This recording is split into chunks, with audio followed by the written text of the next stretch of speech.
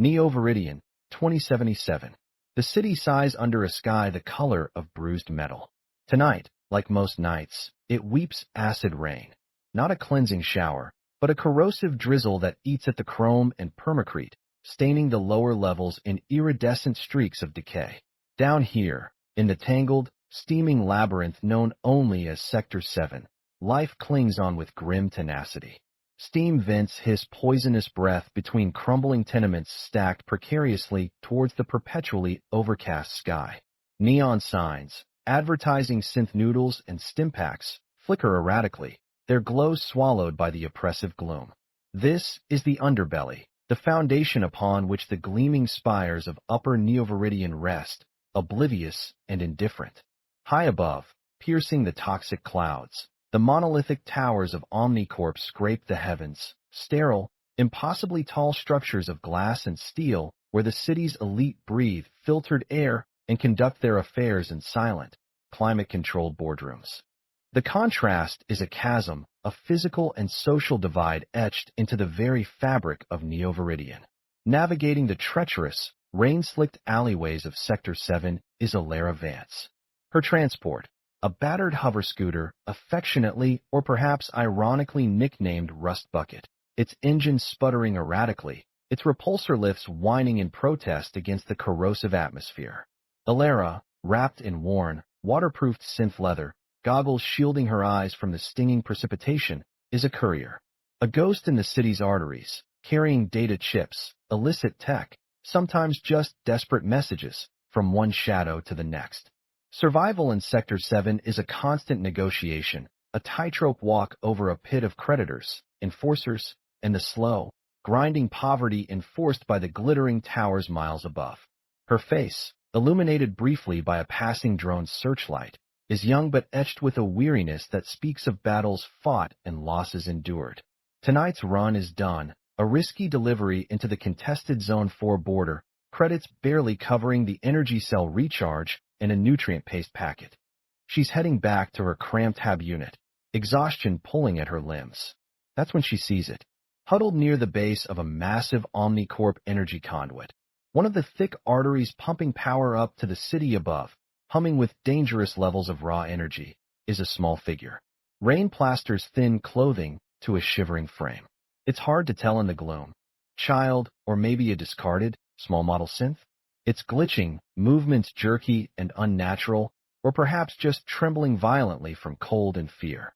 It's pressed against the humming conduit's casing, a place no sane person would shelter. The risk of energy discharge alone is lethal. Elara slows Rust Bucket, the scooter hovering inches above the greasy pavement, its engine noise a low growl in the relative quiet between downpours. Internal thought, voice tight, cynical, scrap it, Vance. Not your problem. Another piece of city detritus. Keep moving. Home. Sleep. Forget. Her hands tighten on the handlebars. Every instinct screams self-preservation. Getting involved in Sector 7 means inviting trouble. Cops, gangs, scavengers, or worse, attracting Omnicorp's attention. The conduits are their territory. Interference isn't tolerated. She glances up, instinctively, towards the invisible heights of the Omnicorp towers, feeling the weight of their unseen surveillance. They see everything, eventually. But the figure, it looks so small, so utterly lost against the indifferent, humming metal. There's a vulnerability there, a flicker of something that resonates with a deeply buried memory. Another rainy night, another loss, the feeling of being utterly abandoned by the system Omnicorp built. Internal thought, a sigh catching in her throat, blast it all. Looks like he did. Before they. No. Don't think about that. But leaving it here? It'll be fried by the conduit or scooped by scoutbots before morning cycle. Damn it. 5 minutes. Just check. That's all. Stupid. So stupid. The internal battle is brief, but fierce.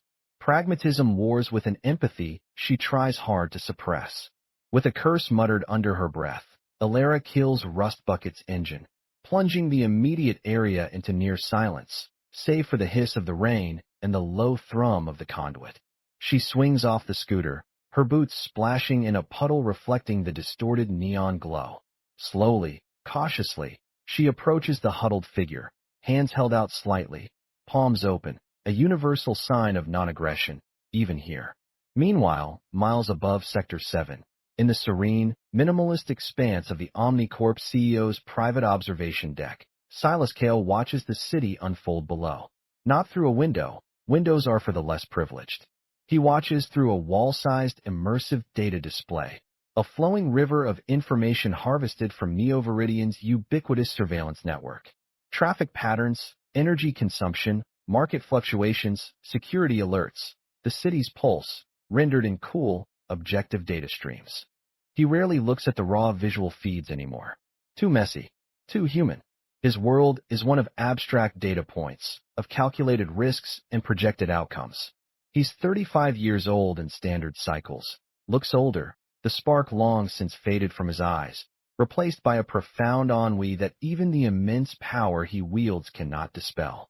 He's seen empires rise and fall on the markets, orchestrated hostile takeovers, reshaped the city's skyline. It all feels like echoes in an empty room. But tonight, an anomaly flags on his peripheral display. Not a security breach, not a market tremor. A behavioral deviation alert. Sector 7, Conduit Hub 7 Gamma. Low priority. Usually, he'd ignore it. Tonight, however, something makes him touch the control surface, isolating the feed. The image resolves, a lone hover scooter courier, designated Elara Vance. A quick cross-reference brings up her minimal public file. Sector 7 resident, registered courier, flagged for minor ordnance violations. Family unit displaced during Sector 7 redevelopment project. Phase 3, an Omnicorp project. Approaching a small, unidentified figure near a power conduit. An act of altruism? Interference? It's illogical. Inefficient. A statistical outlier in the brutal calculus of Sector 7 survival. Silas Kale leans forward slightly, his usually impassive face showing the barest flicker of something else. Not pity, perhaps curiosity, or the faintest echo of something long forgotten. He zooms in, the high-resolution feed capturing the tense set of Elara's shoulders, the cautious determination in her movements, the sheer, irrational risk she is taking. This insignificant event, a tiny spark of uncalculated kindness in the city's grinding machinery, holds his attention, a discordant note in the symphony of predictable despair he usually observes. The anomaly, Elara Vance, has just become a point of interest.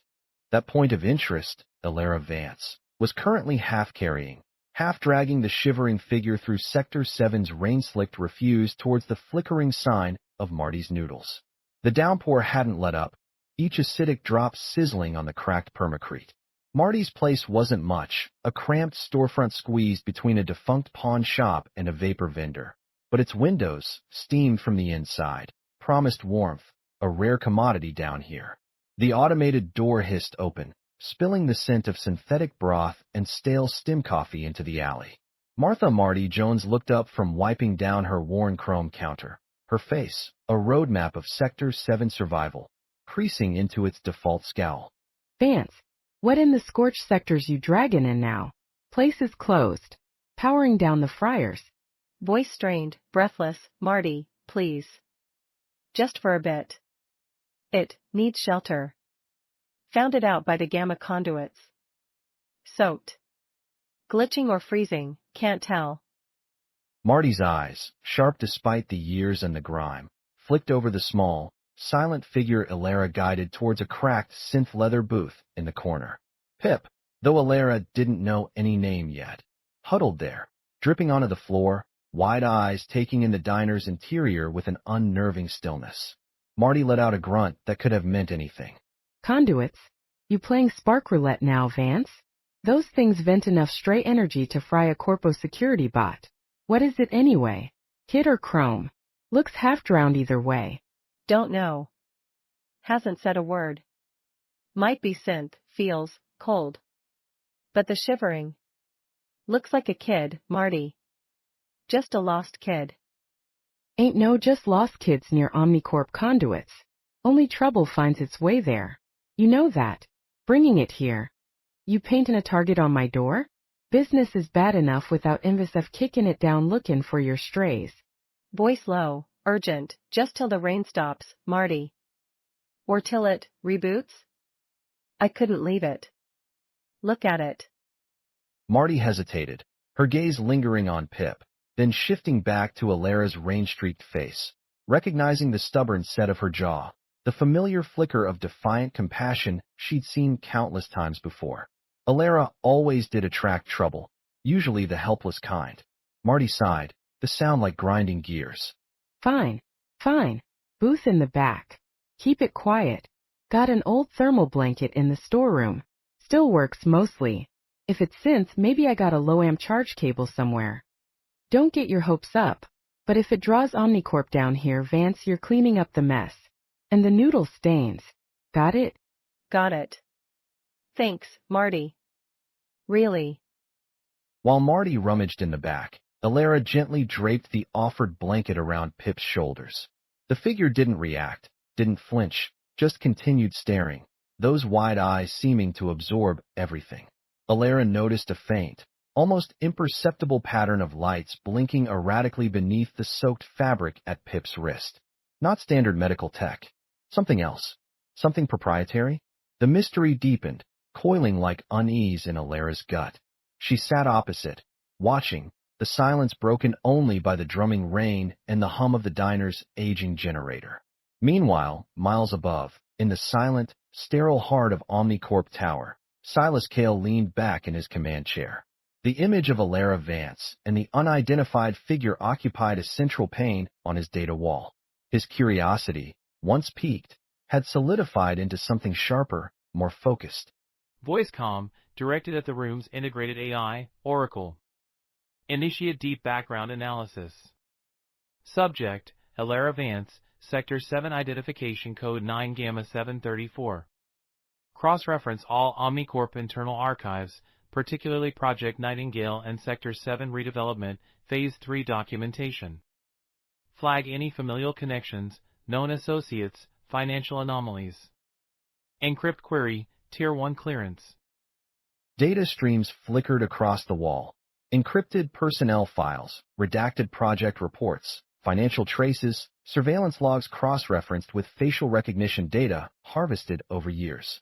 Oracle, the disembodied AI voice, responded instantly, its tone devoid of inflection. Oracle, AI voice analysis initiated, Director Kale. Processing. Subject Elara Vance.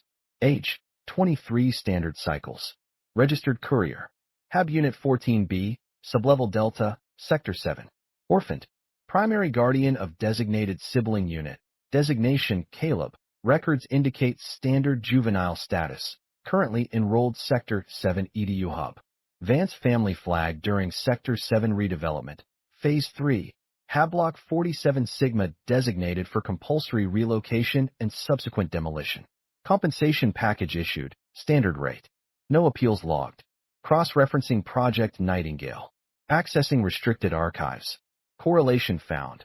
Lead researcher, Dr. Eris Thorne. Relationship to subject, paternal grandfather. Employment terminated. Phase 3 conclusion. Status, deceased. Cause listed, industrial accident, Sector 7 construction site. Silas stared at the data point. Dr. Eris Thorne. He remembered the name. A brilliant, troublesome biologist working on biointegration, pushed out during the streamlining that Phase 3 represented. An industrial accident, convenient. Silas felt a familiar, cold knot tighten in his stomach, the residue of past compromises, of inconvenient truths buried under layers of corporate restructuring and plausible deniability. He had signed off on Phase 3. He had reviewed the termination reports, the accident summaries. He hadn't questioned them. He hadn't cared to look deeper. Voice quiet, almost a whisper, Phase 3. The Nightingale contingency. So many loose ends buried. And now this girl, this courier, finds an anomaly at the gamma conduits. Coincidence? Oracle, scan the unidentified figure's biometrics against Project Nightingale escapee protocols. Maximum sensitivity. Oracle, scanning. No direct match found in active escapee database, Director Kale. However, latent energy signature detected on Subject Vance's approach vector is consistent with experimental bioresonant frequencies utilized in late-stage Nightingale prototypes. Confidence level, 67.4%. Further analysis required for confirmation. Recommend physical asset retrieval for definitive identification. Silas dismissed the recommendation with a wave of his hand. Asset retrieval meant security teams, overt action. Too crude. Too visible. This required finesse. This anomaly, Elara Vance, and the mysterious Pip she harbored, represented a thread leading back into a past he had deliberately obscured. The calculated detachment he usually maintained felt insufficient. A strange, unwelcome mix of guilt and fascination churned within him.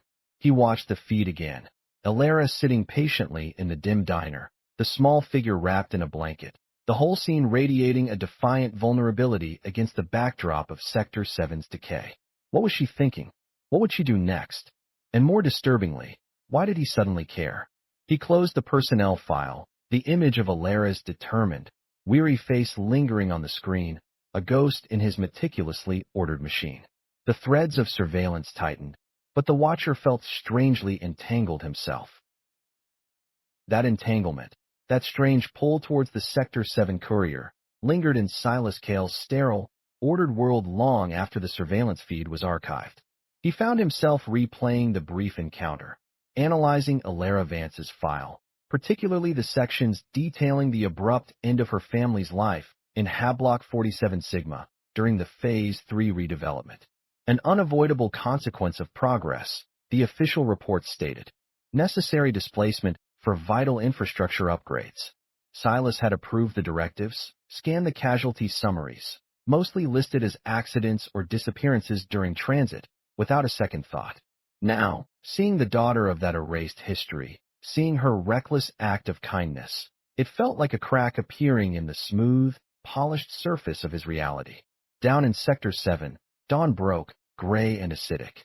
Elara woke with a start in her cramped hab unit, the lingering hum of the nearby conduits a constant reminder of the city's power and indifference. She checked the corner where Pip had finally drifted into an unnervingly still sleep, or perhaps powered down. Empty. The thermal blanket Marty had provided lay folded neatly on the floor patch Pip had occupied. Elara felt a sharp pang, not quite loss, more of frustrated worry, mingled with a sliver of undeniable relief. The danger Pip represented had simply vanished, but not without a trace.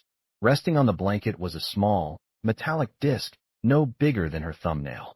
Smooth, cool to the touch, with no visible markings except for a complex, star-like symbol etched into its surface. A data chip? A key? A warning? Muttering to herself, turning the disc over, great. More secrets. Just what I needed. Pip, where did you go? What are you? She tucked the disc safely into a hidden pocket. Pip was gone, but the questions remained, adding another layer of complexity to her already precarious existence. The rhythm of survival quickly reasserted itself. Days bled into weeks, measured in frantic courier runs through Neo-Veridian's treacherous lower levels. Dodging NVSF patrols, outmaneuvering rival couriers on souped-up gravity bikes, navigating the crumbling infrastructure where one wrong turn could send Rust Bucket plummeting into the toxic sludge canals below. Every credit earned was a small victory against the gnawing hunger, the flickering power meter in her hab unit, the fees for her younger brother Caleb's EDU hub access. Caleb, bright and curious, was her anchor, the reason she pushed Rust Bucket past its limits, the reason she swallowed her pride to take jobs that skirted the edge of legality. He deserved better than Sector 7, better than the legacy Omnicorp's progress had left them. Their parents gone, listed as statistics in the Phase 3 relocation data, their old community erased from the city map, replaced by a sprawling, automated cargo hub. The trauma was a cold weight she carried, a constant source of simmering resentment towards the glittering towers and the unseen forces within them. Then, the anomalies began. Small at first, then impossible to ignore.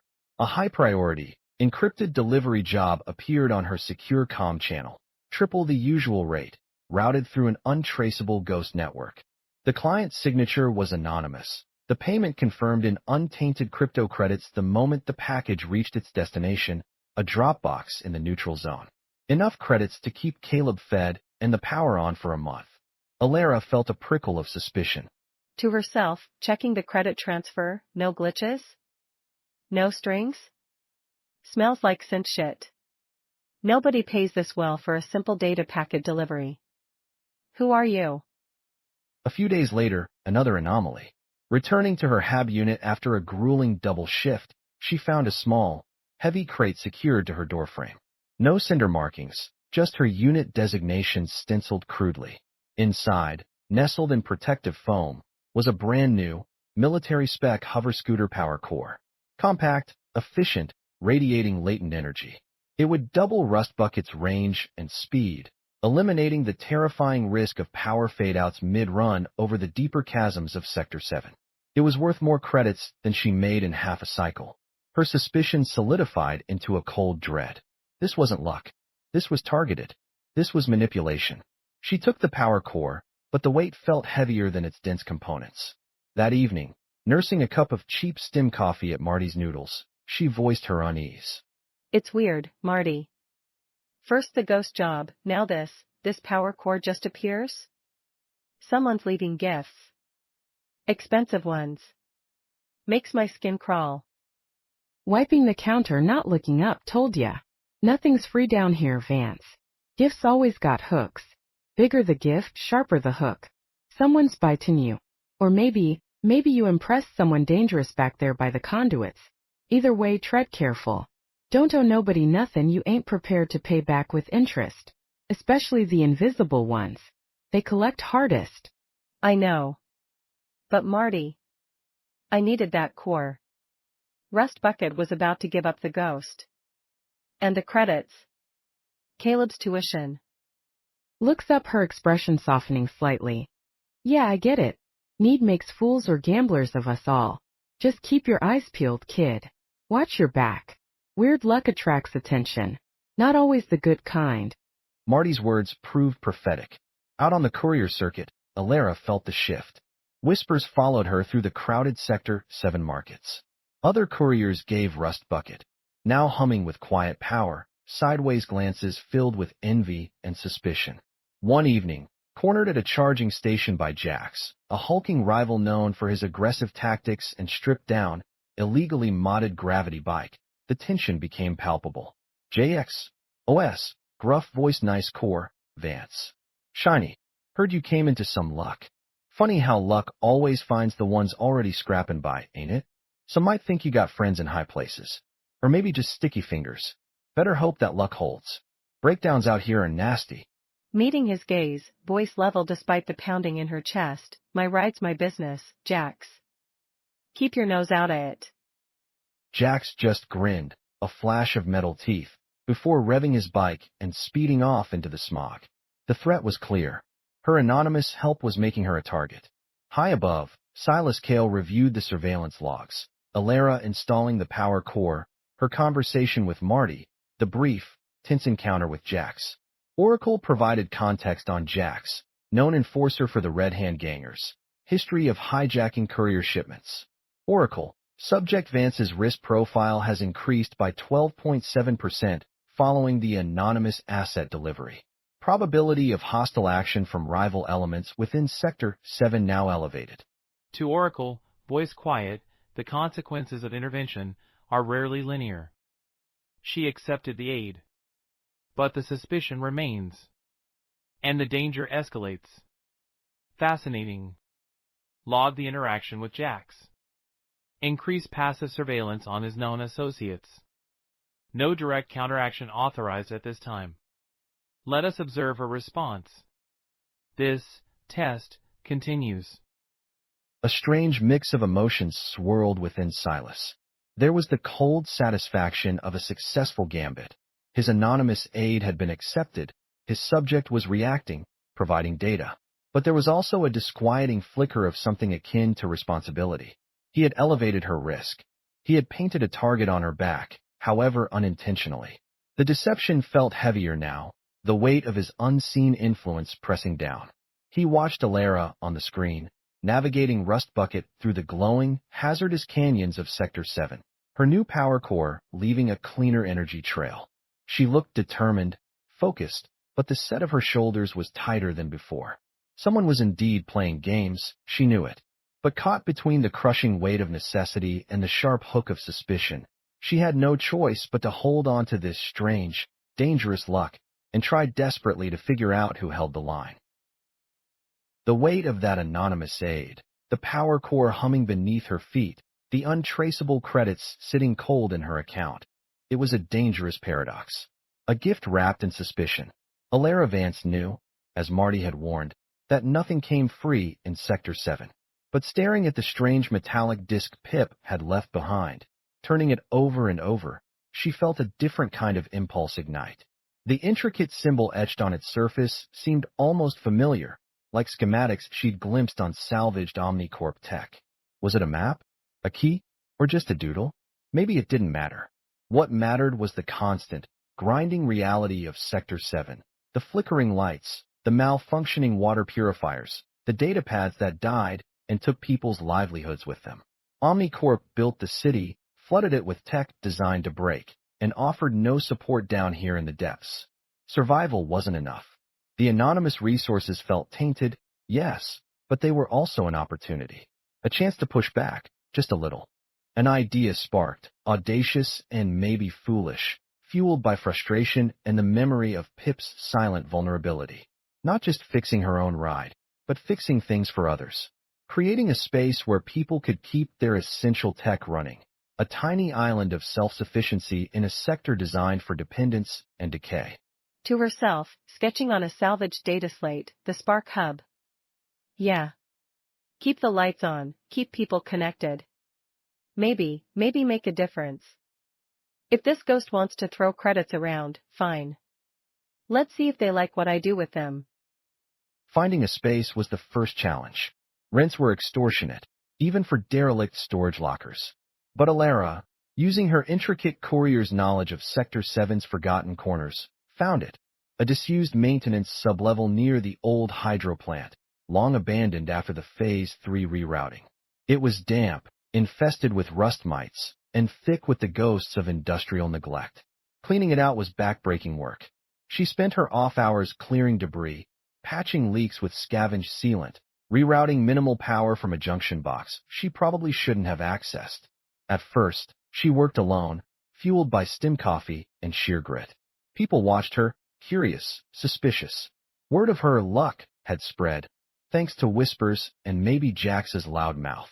When she tried to rally help, she was met with wary skepticism. She found Marty closing up the diner one night. Marty, I need help.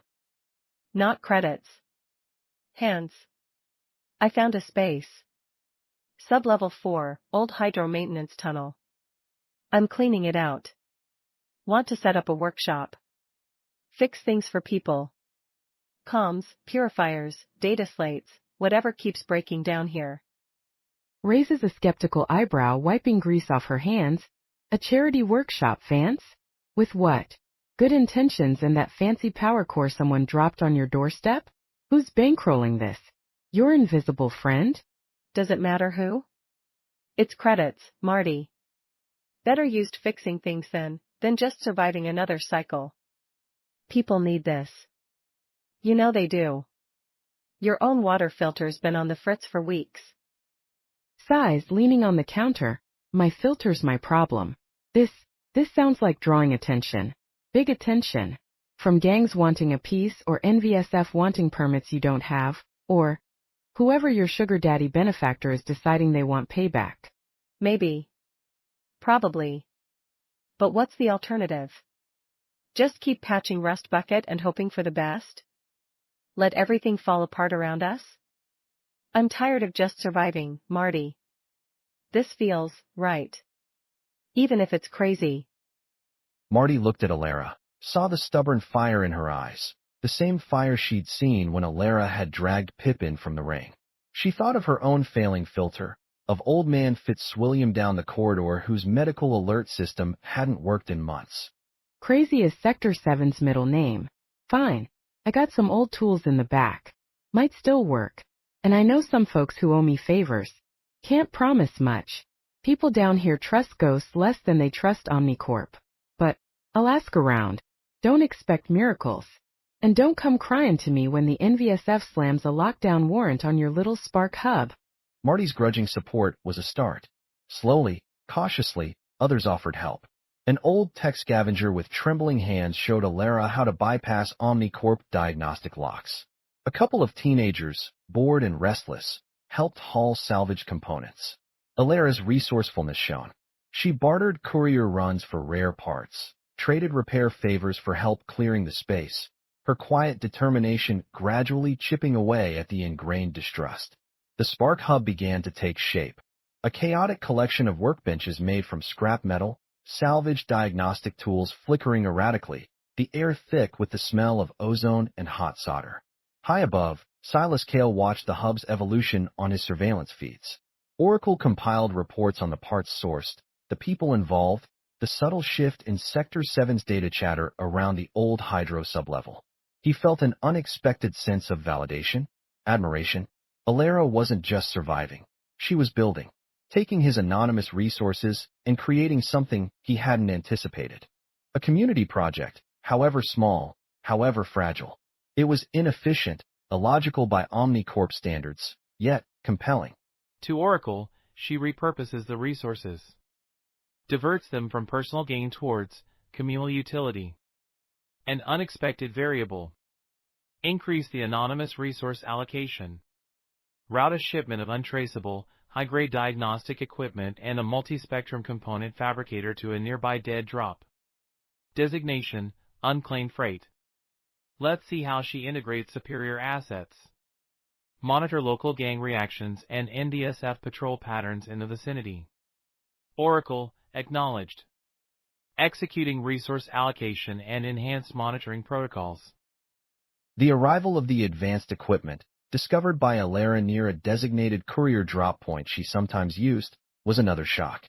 Far beyond anything salvageable in Sector 7, it felt like a massive escalation from her invisible benefactor. It allowed the Spark Hub to tackle more complex repairs, attracting more people, but it also felt like a gilded cage, increasing her unknown debt. Just as the hub was gaining momentum, the official world intruded. Officer Thorne, the NVSF cop who had been sniffing around after Pip's initial appearance, returned to Sector 7. This time, his inquiries were more focused. He walked into Marty's noodles during the mid-cycle lull. Martha Jones. Still serving the best synth slop in Sector 7, I see. Doesn't look up from cleaning the grill, Officer Thorne. Didn't expect NVSF's finest slumming it down here again so soon. Budget cuts hitting Upper Neo-Veridian? Routine patrol. Asking questions. About that courier girl. Vance. And any unusual juveniles seen in the area recently. There's been chatter.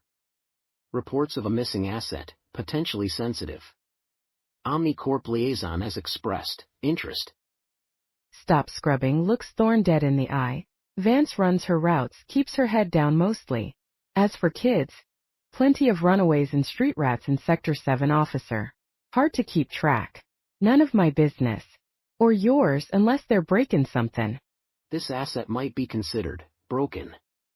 And dangerous. Omnicorp wants it contained. Anyone hindering that becomes a person of interest themselves. Heard Vance has been busy lately. Setting up shop somewhere. Unusual activity near the old hydro plant sublevels. Ring any bells? Shrugs, going back to the grill. Folks scavenge down there sometimes. Dangerous place. Collapses gas pockets. Wouldn't know anything about setting up shop. Vance just runs her scooter. Pays for her noodles. That's all I know. Thorne lingered, his gaze sharp, unconvinced. He knew the sector stonewalled outsiders, especially NVSF. But the mention of Omnicorp interest, the specific location, the whispers were solidifying. He eventually left, but Marty watched him go, a knot of worry tightening in her chest. She looked down the grimy street, towards the unseen entrance to the hydro sublevels where Elara was trying to build something fragile and hopeful. The shadows were gathering, and Omnicorp's interest, however indirect, was never good news for Sector 7. Down in the hub, the newly arrived diagnostic scanner hummed to life, identifying a fault in Old Man Fitzwilliam's medical alert bracelet. A small victory, a tangible result. But the echo of Officer Thorne's boots on the pavement above felt like a timer starting to count down. Despite Officer Thorne's ominous presence hanging in the Sector 7 smog, the Spark Hub flickered stubbornly to life. That diagnostic scanner, a gift from Elara's invisible benefactor, proved its worth daily. Old Man Fitzwilliam's medical alert was back online. Kids learned basic circuit repair on salvage data slates. Neighbors shared power from rerouted grids Elara had jury-rigged. It was small, fragile, constantly threatened by power surges, scavenging gangs, and the ever-present damp, but for the first time in cycles, a genuine spark of community hope had ignited in the forgotten hydro sublevel. People started referring to Elara not just as Vance the Courier, but as Sparky or the Hub Tech. She deflected the names, uncomfortable with the attention, pouring her energy into the work, into keeping the lights on, both literally and figuratively. But Neo-Veridian's shadows stretch long, and hope often attracts predators. Officer Thorne returned. Not to Marty's this time.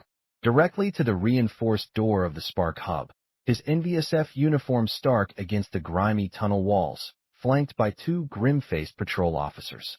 Elara was inside, showing a young girl named Anya how to replace a synth-doll's failing voice chip. Elara Vance. We need to talk. Open up. NVSF business. Voice tight, calling out, "We're busy here, officer. Community repairs. Everything's legit." Legitimacy isn't the question today. We have reports. Anonymous tips. Concerning unlicensed high-tech equipment operating from this location. Equipment matching specifications usually restricted to corporate R&D.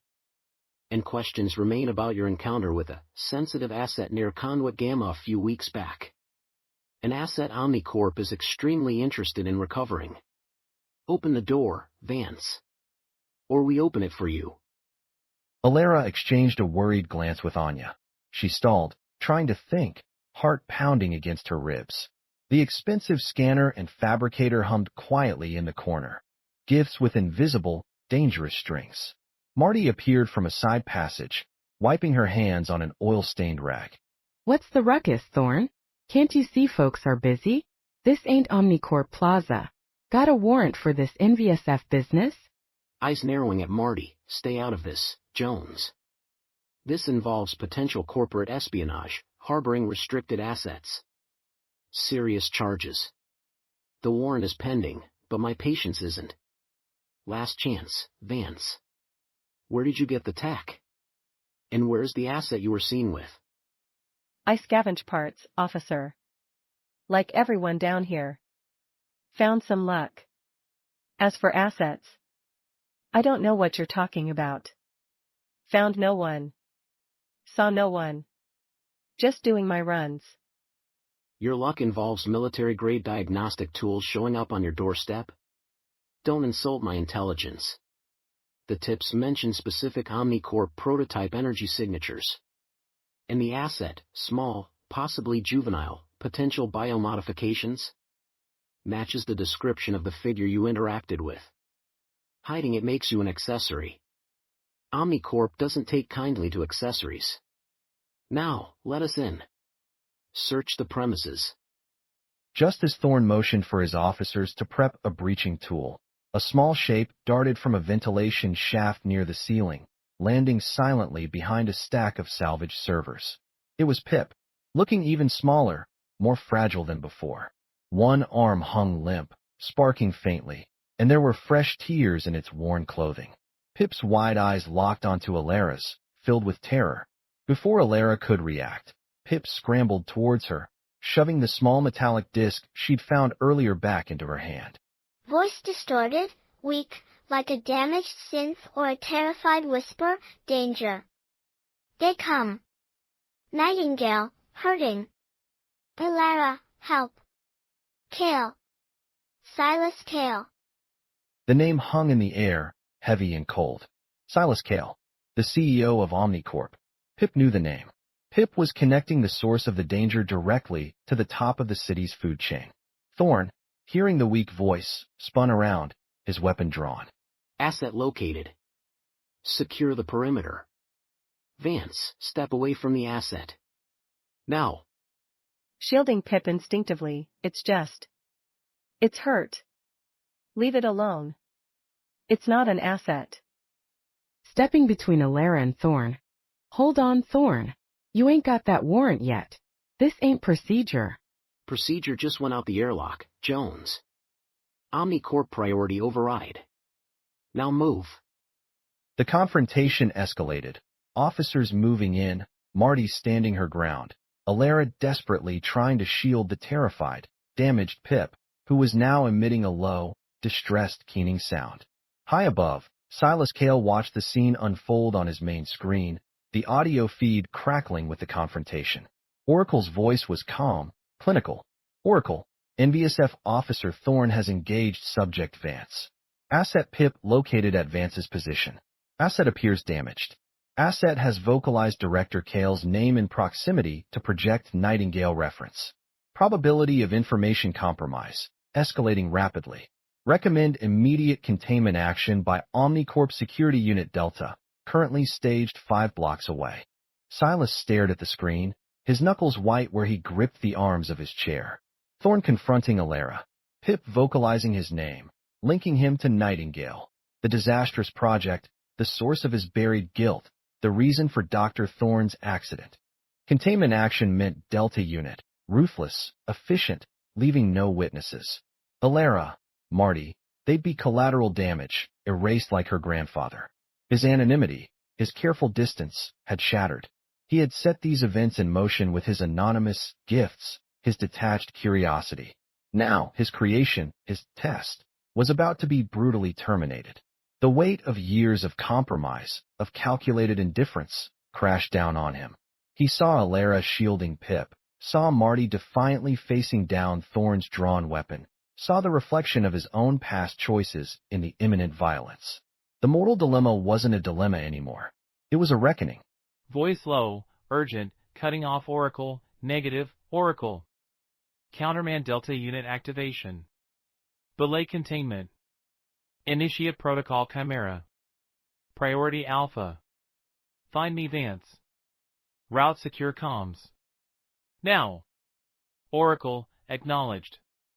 Protocol Chimera initiated.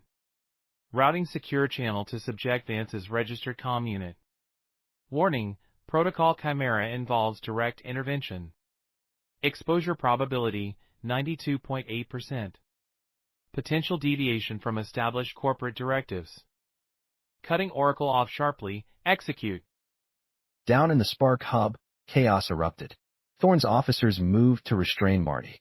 Thorn advanced on Elara and Pip, stun baton crackling. Just as he lunged, Alara's wrist comm, a battered piece of Sector 7 tech, chimed with a sound she'd never heard before, a high-priority, encrypted override tone. The walls were closing in. Escape seemed impossible, and suddenly, a ghost from the machine itself was reaching out. Back in the Spark hub, the sudden chime of the override priority tone on Alara's battered wrist comm had frozen the scene.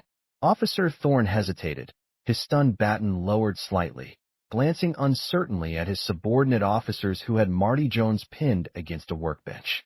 Even NVSF protocols acknowledged certain override signals, signals that usually originated from far higher up the OmniCorp food chain than a Sector 7 security sweep should warrant. The comm displayed encrypted coordinates and a time, 30 minutes from now. Location, Sky Terrace Observation Deck, Level 187, OmniCorp Tower Delta. An automated voice, stripped of all inflection, spoke a single phrase. Come alone, Vance. Ensure the asset remains secure. Your safety depends on it. Thorn scowled, recognizing the implicit authority overriding his own. Into his own comm. Control, this is Thorn, Badge 734. Receiving Priority Alpha override signal, source, masked. Standing down current operation pending clarification. Maintaining perimeter. To Elara, voice hard, you got friends I don't know about, courier? This just got a lot more interesting. Don't move. Any of you. Elara stared at her wrist calm, then at Pip cowering behind her, then at Marty struggling against the envious F officers. A meeting, high in Omnicorp territory, with the source of the override, the source of the gifts, the source, maybe, of everything? Marty caught her eye, shaking her head almost imperceptibly. A trap. It had to be. But Thorn was here. Omnicorp wanted Pip. Staying meant capture, interrogation, the end of the Spark hub, danger for Caleb. Going meant walking into the Serpent's den. To Marty, voice low but firm, keep Pip safe, Marty. Bolt the secondary access tunnel. Don't open for anyone but me. Code sequence, Rust Bucket. Voice strained Elara, don't be a scrap heap fool. It's Omnicorp. They eat people like you for breakfast. Meeting Marty's gaze, a grim determination settling over her, maybe. But staying here isn't an option either. Rust Bucket, Marty. Remember. Before Thorn could react further, Elara slipped past him, out the main door of the hub and into the labyrinthine tunnels, heading for the nearest transit lift that might, just might, get her topside without immediate arrest. 30 minutes later, she stood on the Sky Terrace observation deck. Level 187. The air here was different, cool, clean, tasting faintly of ozone and artificial pine. Floor-to-ceiling armored glass offered a dizzying panorama of Neo-Veridian. Below, Sector 7 was a chaotic smear of flickering lights and perpetual gloom. Above, the sky, visible through the filtered dome, was an unnaturally perfect blue. The deck itself was deserted, sterile white surfaces reflecting the ambient light, the only sound the faint hum of the atmospheric processors. A single figure stood by the glass, looking down at the city. He turned as she approached. Older than she expected from the surveillance profile, dressed in simple, understatedly expensive dark fabrics. His face was lined, his eyes pale and tired, holding a weight she hadn't anticipated. It was Silas Kale, CEO of Omnicorp. Ms. Vance. Thank you for coming. Punctual. A valuable trait in your profession, I imagine. Voice tight, refusing to be intimidated by the surroundings, cut the corporate drivel. You sent the override. You pulled the NBSF back. You sent the core? The credits? Why? Who are you playing with? A faint, humorless smile touches his lips, direct. Also valuable. Yes, Ms. Vance. The resources were facilitated by me. Consider it an investment. In an interesting variable. You. An investment? You spied on me. Manipulated me. Dropped tech that put a target on my back. That's not investment, that's puppeteering. Why me? What do you want? Is it about Pip? That asset? Silas Kale turned fully towards her, his gaze steady, though the weariness in his eyes seemed to deepen. The air crackled with unspoken tension. Pip, as you call it, is complicated. A loose end from a project that should have remained buried. Project Nightingale. Perhaps your grandfather, Dr. Eris Thorn, mentioned it? Before his unfortunate accident during the Sector 7 redevelopment. Phase 3. A project I personally authorized. The words hit Elara like a physical blow. Nightingale. Her grandfather's name. Phase 3. The project that had swallowed her home, her parents, her entire past. The connection, brutal and sickening, slammed into her. The anonymous gifts, the surveillance, Pip. It was all tied together, orchestrated by the man standing before her, the architect of her family's destruction. Voice trembling, thick with sudden, raw grief and white-hot anger, my grandfather. Phase 3? You killed him. You destroyed our homes. For what? For Omnicorp profit? For Nightingale? Was Pip part of that? Is that what you do? Experiment on people, discard them like scrap?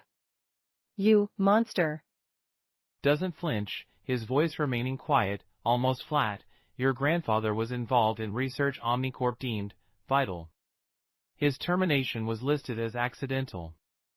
Phase 3 was deemed necessary for Neo-Veridian's continued growth and stability. Regrettable, unavoidable consequences occur in projects of such scale. PIP Unit 734 is more complex than a simple experiment. An unforeseen evolution. Containing its potential, its knowledge, is paramount to corporate security. And potentially, city stability. Laughs, a harsh, broken sound. Stability? You build towers on our bones and call it stability? You hunt down Pip like an animal because it's a loose end? And you watched me? Sent me money, gear? Was that guilt? Or just cleaning up another one of your messes? My motives are complex, Ms. Vance. Perhaps irrelevant now. What matters is the present. Officer Thorne and the NDSF are temporarily recalled on my authority. That authority can be rescinded. Or, it can be extended. OmniCorp resources are vast. I observed your initiative. The Spark Hub. Crude, inefficient, but interesting. It addresses a need OmniCorp has long ignored in Sector 7. Get to the point. What's your price? Pragmatic. Good. OmniCorp requires PIP. Unit 734 holds sensitive, potentially destabilizing data related to Nightingale. Its retrieval is non-negotiable. However, its treatment can be managed. Humane containment, further study under controlled conditions. No termination. In return, Officer Thorne's investigation vanishes. The Spark Hub receives substantial, untraceable funding, enough to expand, to equip properly, to become a genuine force for good in Sector 7. Your security, and that of your brother Caleb, will be guaranteed. No NDSF interference, no gang trouble. A clean slate. Resources beyond your imagining. All OmniCorp asks is your cooperation in facilitating PIP's return. And your complete silence. About Nightingale. About PIP's origins. About my involvement. About everything. The offer hung in the sterile air, vast and poisonous. A Faustian bargain delivered with chilling calm. Safety, resources, the ability to truly help her community, protect Caleb, realize the potential of the Spark Hub. Everything she had desperately fought for, laid out before her. The price? Betraying Pip. Becoming complicit in the silence that had already cost her family everything. Turning her back on the truth buried under OmniCorp's foundations. Elara looked out through the armored glass, down at the distant, struggling lights of Sector 7. Then she looked back at Silas Kale, the man who held all the power, the man who had watched her, judged her, and now offered her a gilded cage built on the wreckage of her past. Her anger warred with the crushing weight of the offer, the terrifying practicality of it. Voice low, trembling slightly but with an edge of steel. All that power, all those resources, and this is how you use it? Buying silence? Burying secrets? Why? Why are you doing this? Turns back to the window, looking down at the city, his reflection faint in the glass, because, Ms. Vance, some debts can only be paid in silence. And some variables must be controlled. The choice is yours. But understand, refusal has consequences far beyond your small workshop. Silence. The word, the concept Silas Kale offered as currency, stretched between them on the sterile sky terrace. Below, Sector 7's lights seemed impossibly distant, fragile sparks against an overwhelming darkness. Elara Vance looked at the man who represented that darkness, the power that had crushed her past and now offered to pave her future.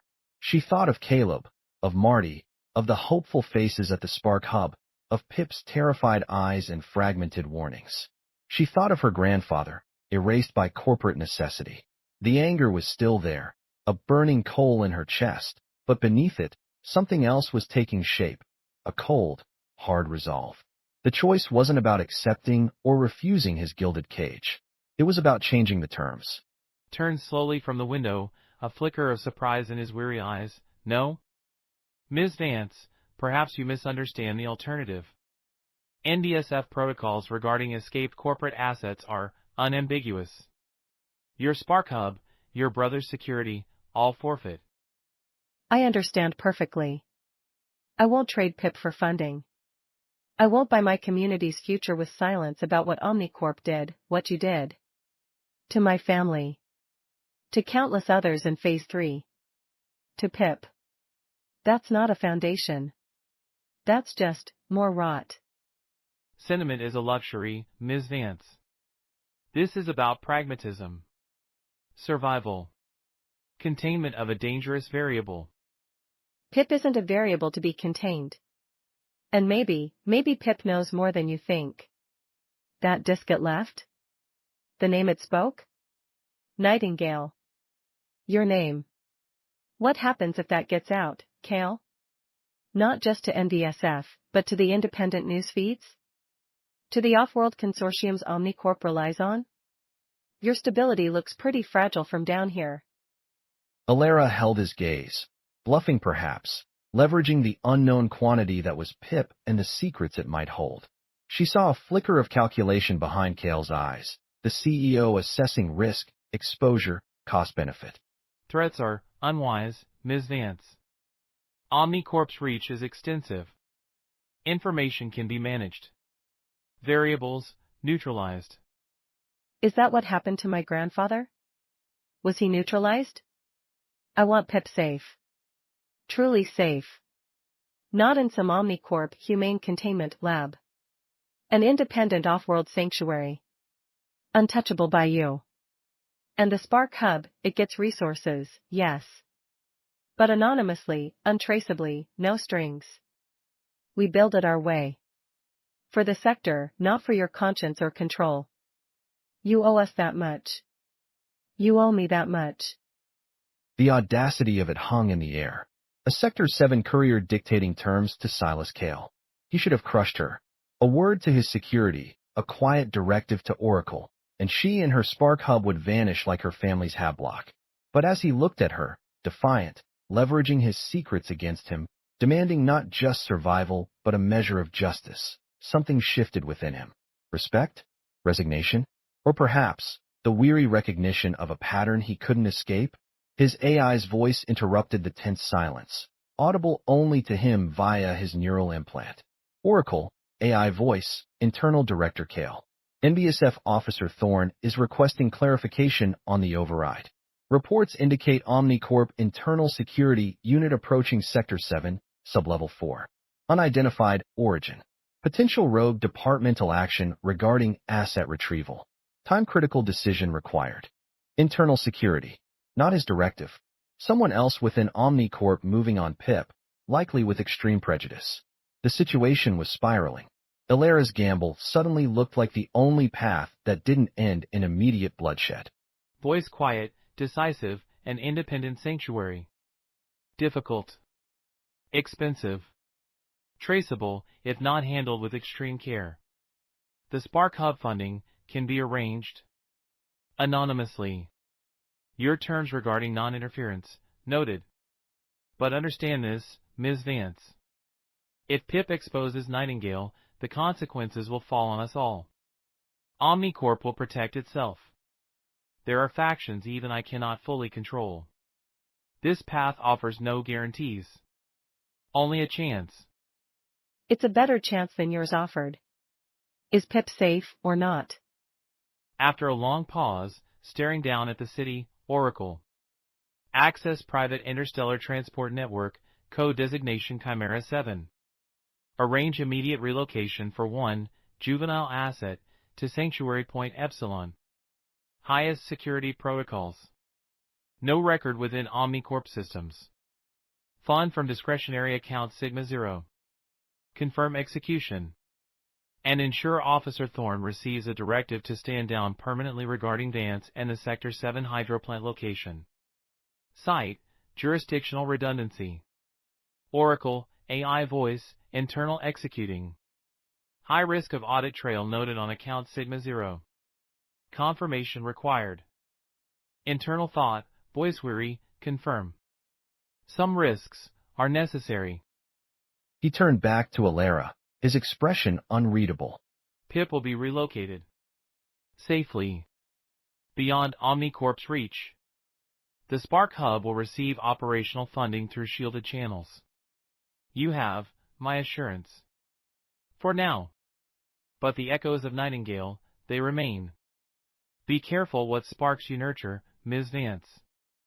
They can illuminate, or they can ignite an inferno. Elara felt a dizzying mix of triumph and trepidation. She had faced down the CEO, used his secrets against him, secured a future for the hub and safety for Pip. But the victory felt fragile, compromised. Kale's warning lingered. She left the sterile Sky Terrace, descending back towards the grime and struggle of Sector 7, the weight of her choice, the potential consequences, settling heavily upon her. Silas Kale remained, watching her tiny signature disappear from the transit lifts on his display. He had averted immediate disaster, perhaps salvaged something unexpected from his detached experiment, but he had also stepped decisively out of the shadows, tying his fate, however tenuously, to the unpredictable spark he'd fanned in the depths below. The choice was made, but the echo was just beginning. The choice was made, the immediate crisis averted, but echoes linger long after the shouting stops, especially in the neon-lit canyons of Neo-Veridian. Cycles turned. Rain continued to fall, sometimes clean, sometimes acidic. High above, OmniCorp's towers still pierced the clouds, monuments to power and profit. Down below, in Sector 7, the Spark Hub endured. It wasn't glamorous. The damp still crept in, the power still flickered unpredictably, scavenged parts remained the currency of repair. Gangs still prowled the peripheries, and envious F patrols still cast long shadows. Neo-Veridian hadn't changed overnight. The system hadn't been overthrown. But within the hub's reinforced walls, something vital had taken root. It was more than just a workshop now. It was a meeting place, a training center, a symbol. Kids who once ran with scavenging crews now learned plasma soldering from Elara. Old folks got their comm units patched, reconnecting them to distant family or vital city services. Neighbors shared resources, pooling salvaged energy cells, trading fabricated components, building a fragile network of mutual support that hadn't existed before. Elara Vance was still a courier. The credits were still necessary. Caleb still needed looking after, but she was also something more. The cynicism hadn't vanished entirely, but it was tempered now by a weary sense of purpose. We see her one evening, guiding young Anya's hands as she delicately repairs the optical sensor on a neighbor's security drone. Easy now, Anya. Don't force the connection. See that blue wire? Needs to seat perfectly in the microport. Like threading a needle in the dark. Yeah, just like that. Good. Now, let's power it up and see if it remembers what it's supposed to be watching. Anya, OS, young voice, it works. Look, Elara, it works. A rare, small smile touches her lips, told ya. Just needed a little patience. And the right touch. Everything's fixable, mostly. Marty Jones, delivering a container of lukewarm synth noodles. Elara still barely remembered to eat. Watched the scene from the doorway, leaning against the frame. Look at you, Vance. Playing mother hen to a bunch of circuit breakers and lost kids. Never thought I'd see the day. Place is almost respectable. Still smells like burnt wiring, though. Without looking up, keeps the rust mites away, Marty. Besides, someone's gotta keep the lights on. Thanks for the noodles. Caleb sent his share over later? Yeah. Kid's eating me out of habit home. Says you promised him a look at that new fabricator later. Don't let him break it. That thing looks expensive. Still wondering where it really came from. Her smile fades slightly. Does it matter, so long as it works? Pip was gone, relocated via untraceable channels, as Silas Kale had promised, to Sanctuary Point Epsilon, an independent off-world habitat known for specialized care and education for unique cases. Its origins remained shrouded in the classified depths of Project Nightingale, but it was safe, learning, perhaps finally understanding itself, far from OmniCorp's reach. Elara occasionally received encrypted, anonymous data bursts, progress reports, devoid of emotion but confirming Pip's well-being. A loose end Kale had decided, for his own complex reasons, not to simply cut. And Silas Kale himself? Officially, he took an extended sabbatical, citing health reasons, before quietly transitioning to an advisory role within OmniCorp, his direct operational control relinquished. Unofficially, rumors circulated in the upper echelons about massive, anonymous endowments appearing in funds dedicated to sector redevelopment, real redevelopment this time, focused on infrastructure and education, routed through shell foundations that were impossible to trace back to OmniCorp or to the enigmatic Sigma Zero discretionary account. An echo of his intervention, perhaps a way of paying debts beyond silence. Officer Thorne still walked his beat in Sector 7. He'd been seen near the Spark Hub occasionally, his expression unreadable. The official investigation into the missing asset had been closed. Jurisdictional redundancy, the final report stated curtly. Once, during a routine patrol check near the hub's entrance, he caught Elara's eye. He didn't speak, just gave a single, almost imperceptible nod before moving on. A silent acknowledgement? Grudging respect? Or just a reminder that the system still watched? The change hadn't revolutionized Neo-Veridian. OmniCorp still stood. Sector 7 still struggled. But down in the gloom, sparks were catching. One act of kindness, born of shared vulnerability, had rippled outwards, colliding with power and secrecy, forcing compromises and forging new connections. It proved that even in a city built on calculation and control, compassion could be a powerful, unpredictable variable. A force capable of bending the oppressive logic of the system, even if only by a few degrees. It's a reminder, perhaps, that the most significant changes often start not with grand revolutions, but with small, defiant sparks of hope, nurtured in the most unexpected places. The choice to act, to connect, to repair what's broken, within our technology and within ourselves. Thank you for joining us for Neo-Veridian Echoes. If this story sparked something in you, please consider supporting our channel. Like, share your thoughts in the comments below, and subscribe for more stories from the shadows and the light. Your interaction helps us keep these narratives alive. Until next time, stay safe, stay aware, and look for the sparks in the gloom.